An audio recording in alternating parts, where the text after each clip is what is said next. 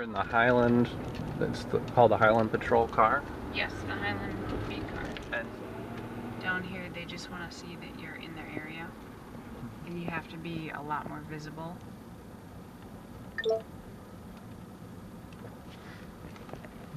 And they wave to you down here with all 5 fingers. Like, a lot of kids in Frogtown walk from their house to the store. There's no store to walk to around here.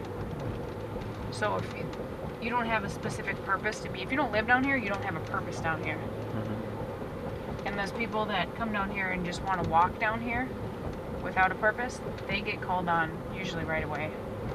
I'll show you one of the big neighborhoods that has had a lot of thefts lately, which is like the Watson neighborhood, Niles, Watson, Hartford, west of Snelling. And when you say thefts, do you mean burglaries? Burglaries, thefts from auto, motor vehicle theft, robbery, shots fired.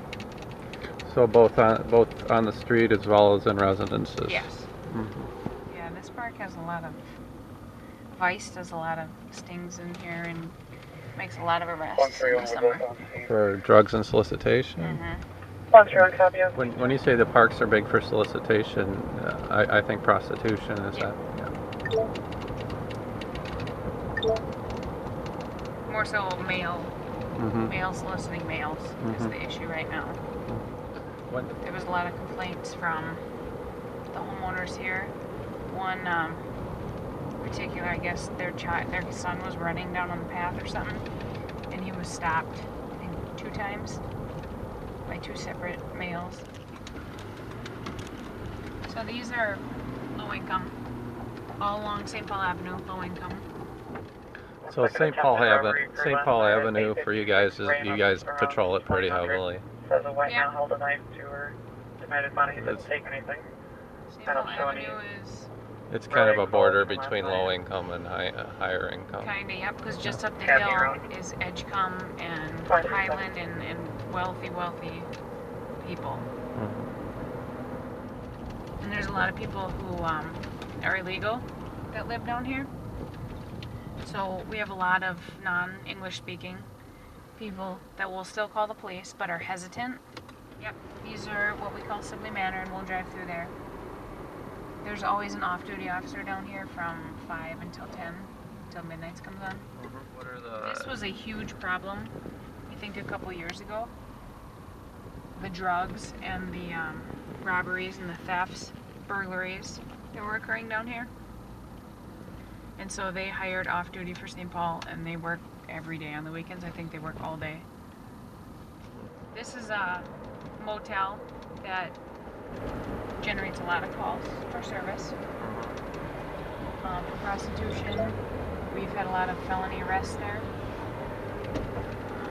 People just hide out there, I guess. That's the best way to say it. So Grand, a lot of our calls are robberies, alarms, the occasional burglary, a lot of accidents. College?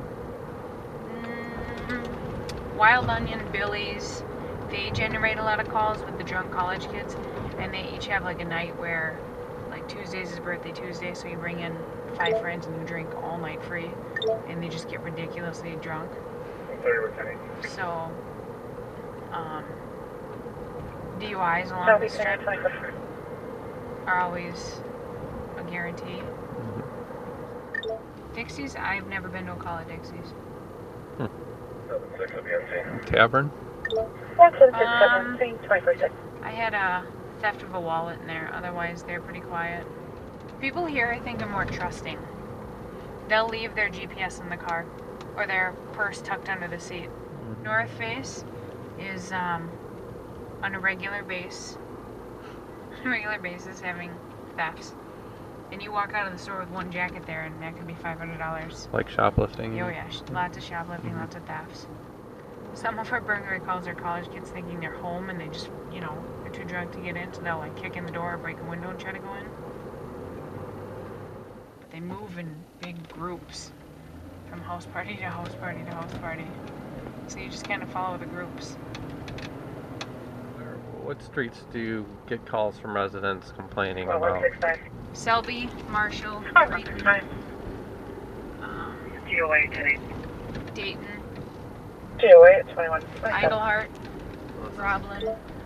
That one's Dayton. Alright. Ford So- Parkway, after 10 o'clock.